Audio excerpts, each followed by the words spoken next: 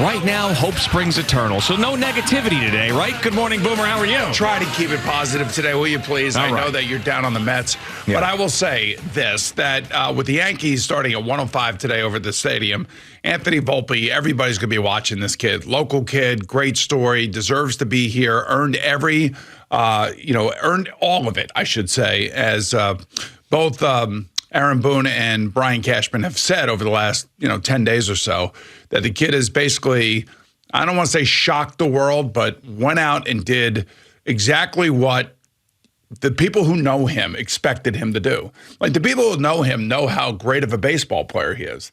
We don't know him. We hope for the best. Yeah. But I have to say, for a player, this is like when Judge came up. Maybe it's a little bit like when Gary Sanchez came up, when Derek Jeter came up, and, when they finally found Mariano Rivera and what he turned into. This is what spring training is all about, but then opening day is all about. It's all about hope. It's all about the excitement of a young player feeling the pressure that these young kids these days don't even realize. And I see that all across sports. Like, Anthony Volpe expects to be here. Yeah, it's exciting, and you never know if you're going to make it because you're really not sure whether or not you have what it takes to make it. But everything that we've seen from him in spring training, everything that's been written about him, he is really he's like Jeter-esque in a sense that he's got a calmness about him. Yes, and Derek Jeter tweeted at him yesterday saying there's nothing better than being the starting shortstop for the New York Yankees.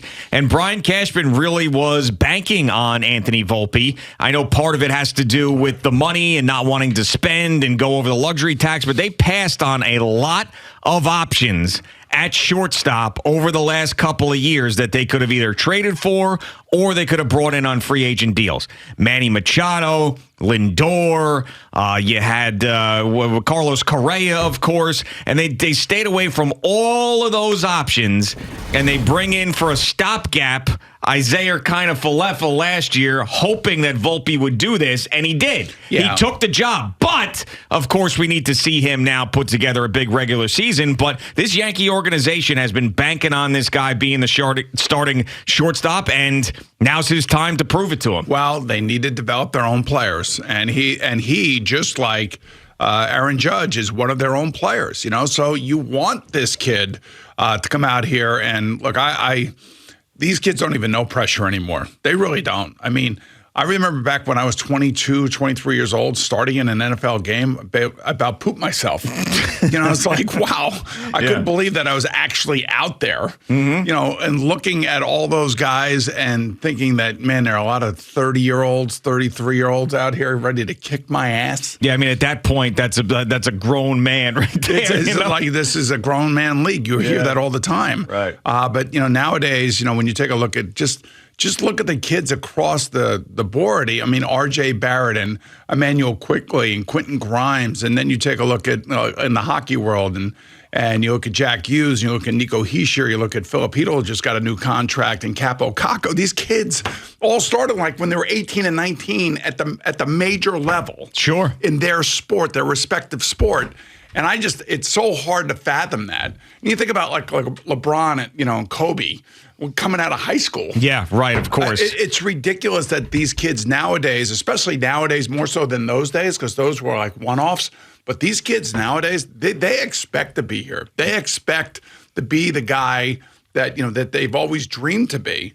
And that's exactly what Anthony Volpe is going to be, reliving today. I'm sure he didn't get much sleep last night. No, of course not. I'm sure he's already up, ready to go. Yeah, right. And he can't wait to get to the stadium. Their game's at 1:05, so I don't know what time they're responsible to be there, but I'm sure he's going to be there by 7 o'clock this morning. Yeah, of course. And of course, the great ones, as you mentioned, the ones that can jump right in and be a factor right away are the ones that generally stick. And Anthony Volpe's, what he also does to this Yankee team, I've said this now for a while, but they've been a very stale group for the last couple of years. They just have been. And they got off to this great start last year, and that kind of shed some of that away. And they had all those all-stars, and they had the best record in baseball, the best team in baseball. That's what I was saying. You were saying the Astros are the best team in baseball. You were right about that. And then the way that it ended, they felt stale again. Then in the offseason, you're calling for, a lot of Yankee fans calling for Brian Cashman to be gone. A lot of Yankee fans calling for Aaron Boone to be gone. A lot of Yankee fans say trade Gleyber Torres. They don't do any of that stuff. They bring back Boone. They bring back Cashman. Gleyber Torres is there. Josh Donaldson's still there. Aaron Hicks is still there. Isaiah Kiner-Falefa is still on the roster, even though he's not Brian starting. Cashman sucks. So this team was stale. Anthony Volpe gives that energy. He injects that energy and freshness into a team that really needs it. I mean, the Yankees right now are that old restaurant that used to be really good, but now you go in there and the floors aren't vacuumed, the wait staff is 90 years old, and the place is falling down where there's all new restaurants popping up in the area, and it's not, 1996 anymore when that restaurant was killing it. Yeah, that's what they've been. They got a new chef right now at shortstop. Exactly. Most important position in baseball. We all know that. And it's great that it's a young kid and he's from here. That's what makes it even that much better. I mean, how do you not root for that kid? I mean, I'm a Met fan, but it's the same thing. Like, how do you not root for Aaron Judge? Sure. The only time I'm not rooting for those guys is when they're playing the Mets. Yeah. But, when Aaron was in the middle of his home run chase last year, when this kid now comes up here, how do you not root for a guy like that? That there's an innocence that is a part of this. This is not now Aaron Judge and Brandon Nimmo are going to find out what it means to get big contracts and show up and have expectations attached to you. It's great to have a great smile. It's great to go 100 miles an hour, but you're going to have to be productive, and you're going to have to continue to be productive, and you're going to have to be consistent. For Anthony Volpe, it's not that. Right now, it's living the dream. And I don't know. I'm pulling for this kid like you can't believe. I love when these kids come up and they are developed within the teams that draft them, like a Sauce Gardner or a Garrett Wilson. Yeah. You could say Daniel Jones, and you could say Saquon Barkley, you could say Andrew Thomas and Evan Neal, you could say Mekhi Becton. These are the guys that you want to see stay here for a long time. And, I've seen that for my hockey team. I think Islander fans have seen it for their hockey team. And I think Devil fans are starting to see it for their hockey team. Yeah, the teams that win championships, for the most part, and we've seen teams go out and spend a ton on free agents, and the Mets are one of those teams. But generally, it's the guys that you draft and develop if you can get that core that leads you to a championship, because it's a lot easier to win when those guys pan out. I mean, especially in the NBA, when you draft guys and they pan out, it's a lot easier to win as opposed to trying to finagle some trade or free agency. So it's going to be exciting there at Yankee Stadium today. I think Volpe's going to be a huge part of that. Aaron Judge coming back and signing, and you're facing the team that was the main competition for the Yankees. That's going to be a storyline. But you mentioned the Judge pressure. And there's going to be pressure to live up to that contract, but I don't know if he's going to have more pressure than he had on him last year. Well, he got booed in the playoffs. He did get booed in the playoffs, and rightfully so, because that offense was terrible and they got swept by the Astros. But, I mean, this was a guy that went into that season, bet on himself, did not take that contract, and then ended up chasing history and doing it. Was it like a year ago today or whatever date it was that they announced that they had made him an offer and he turned it down? That's right. Remember that whole fiasco of ruining opening day? That's right. It was. And he had to talk about it before the game and talk about it after the game and talk about it throughout the entire season. And all he did was go out there, break the American League home run record, and win the MVP. I mean, that's all he did after that, and then got the biggest deal that he could possibly get. So last year, I think there was more pressure. Of course, there's going to be pressure to perform with the big money, but you mentioned Brandon Nimmo before. That's a guy that I think has got some more pressure on him because he got a huge contract. Steve Cohen made sure he overpaid to bring him back. And Brandon Nimmo was one of those guys where it's like, hey, he's got a big smile on his face. He runs down to first after he gets hit. He sprints down to first. He's always positive, and everything was great. He's a great teammate. Great teammate. You got to have guys like that on your team. The question is, are they worth over $100 million? Right, exactly. That's what it comes down to. Nobody doubts that he's a great teammate, and we love him as Met fans, and we love everything about him. Is 274, 16 home runs going to get it done this year? No, I don't believe so. I mean, him staying healthy, getting on base is the biggest part of his game. And those are two things that if he could do that, then I'm fine with it. I don't need so much the power numbers. I need the on-base percentage. I need games played from him. And I need runs scored. Those are things. You need steals. And which is a possibility. And that's going to be another big thing. I think that steals is going to be one of those things that we're going to see an uptick in because of these new rules for a couple of reasons. and the pitch clock being that, the bigger bases being that, with more room to be able to slide into these bases, that's going to be a big thing. And this is going to be amazing to watch in the regular season. I'm very, very excited to see the pitch clock and how it affects and how the game and the adjustments that teams make. So this opening day is very, very exciting in that way more than others, because I don't think we truly understand how drastic the game is going to look differently. We saw a couple of spring training things here or there, whatever. Now this is for real. The pitch clock is there, and this is going to change a lot. It's on, man, and it's going to be on quickly. And for people that go to these games that haven't really watched or really haven't paid attention, I think if you're a Yankee fan today, what you're hoping for is, a nice little 5-1 win in about 2 hours and 30 minutes. That's what you're hoping for. Especially in this weather, yeah. Right, so you get the hell out of there, you get a win, and then you can enjoy that with the day off tomorrow. But, all 30 teams are playing today. Yeah. I mean, which is great. And I think they're, the fact that the Mets and the Yankees, obviously different times, are great because you get to watch both. And I don't know, man. I'm kind of excited, but I don't know what to expect. Like, I can't predict anything right now for the Mets. Like, I don't know where they are. I really don't, especially with the loss of Edwin Diaz. And I got to see how Buck Showalter kind of manages that part of the game. I mean, Edwin was, 62 innings last year or something like that, and was virtually unhittable and was averaging almost 2 strikeouts every time he came out of the bullpen. Yep. I don't know how you can recreate that with guys that don't have his arm and his ability. Yeah, you can't. And you can only hope that the back end of the bullpen is sufficient and you don't need it as much as you needed it last year. I mean, that's really what it comes down to. And, I'd love for them to win the division. I would, because winning the division is a huge deal. Is a huge deal. But it's going to be very, very difficult. And, really, you upgrade a catcher with Navarez. You feel like you did that from last year with McCann and Nito's still here, of course. You lose your closer.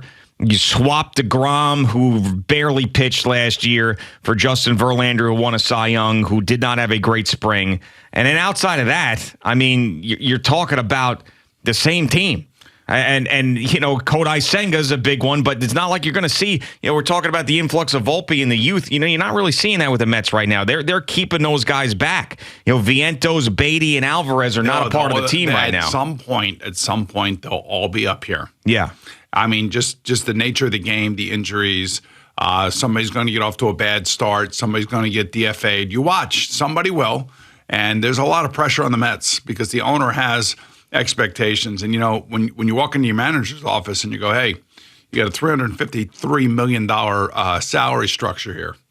We better start winning some games. I love Buck Showalter, love him to death, and think the world of him. But remember this, often it has been said that he's never really had the support and the money spent. Remember, he spent all those years in Baltimore and was able to get that team to be competitive, but they had lousy ownership. They wouldn't spend money. And when they did spend money, they spent it on the wrong guys. It was a mess. This is a completely different set of circumstances. No manager in the history of Major League Baseball has ever had the resources that Buck Showalter has at his fingertips, along with Billy Epler, the general manager. They have an owner that wants to win, and those two guys are the stewards of the team. And you think about pressure for a second. You have to make the playoffs. When you're spending this kind of money, you have to make the playoffs. And the Mets do not have a history of making the playoffs in back-to-back years, very much so. They did it in 99 and 2000. They did it in 15 and 16. 99 and 2000, obviously, NLCS and then World Series, and then 15 and 16 World Series, and then get ousted in the wild card game. But it's not as if they're, perennially making the playoffs. So, this would be only the third time in their history that they've gone back-to-back in the playoffs. But they have to. And with all that money spent and all the pressure and the great Buck Showalter and everything that we talk about with this team, it's still arguable, and I think somewhat a very, very good point, that the Mets, pound for pound, might have the third best roster in the division. I would just say this, with Verlander, Scherzer, assuming that their attitudes remain the same as they always have, you're always going to have a chance to win those games. And then Senga, of course, signing the big deal, the 5-year, $75 million deal. He's got a lot of pressure on him too. I mean, he's got a ton of pressure on him. And so I don't know if he realizes that, but there's going to be expectations that come along with him. Two players that I think mirror each other for their respective teams that I hope come back and have a year like he did last year, and the other one come back from injury and be the player that he was a couple of years ago is basically Jeff McNeil for the Mets. And then DJ LeMahieu for the Yankees. Yeah, and Jeff McNeil with winning the batting title, just a huge player on this team and someone who was indispensable. And how many times we talk about the difference between the Yankees and the playoffs and getting swept in the offense was the fact that you didn't have Benintendi, who was a contact guy, and you didn't have DJ LeMahieu, who was a contact guy in the playoffs, both those guys being out. That's why both those guys are really going to be key, and we all know that. And then the other thing is going to be the health of Stanton and the health of Judge. I would say the health of Starling Marte. Is big for us as the Met fan. That's the one guy that we all kind of we don't forget about him, but we don't really talk about him much. But when he's healthy and he's doing his thing. Well, that was a key loss down the stretch. Yes, he is basically the Energizer Bunny for the team. Yeah. And him and Nimmo, I guess. Yeah, and when he went out, you saw the division slip through their fingers, and he comes back, and he's not totally healthy in the playoffs, but he still hits. So, yeah, I mean, having him healthy the entire year would be huge. So here's the thing. We saw something last night, and we're going to get into it on the other side of this, but we saw something last night where a key player got hurt for a team that is now getting ready to go into the playoffs. Just like Starling Marte got hurt for the Mets last year, it's Julius Randle this year for the Knicks. Thanks so much for watching the video. Please like and subscribe. And don't forget to hit the bell so you're notified when we're dropping new content.